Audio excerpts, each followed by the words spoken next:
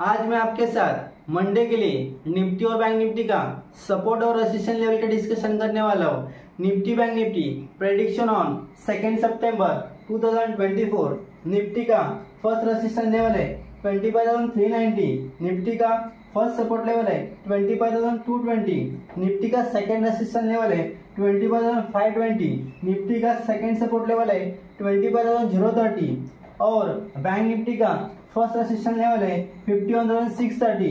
Bank Nifty का first support level है 51,240।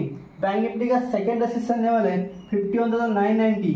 Bank Nifty का सेकेंड सपोर्ट लेवल है 51,910।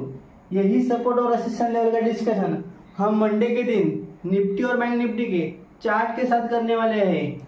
आप भी यही लेवल चार्ट में मार्क करके खुद निफ्टी और बैंक निफ्टी का एनालिसिस कर सकते हो। ऐसे ही निफ्टी और बैंक निफ्टी के डेली मार्केट अपडेट के लिए मेरे चैनल को फॉलो और सब्सक्राइब करने के लिए मत भूलना। धन्यवाद। मिलते हैं नेक्स्ट वीडियो में।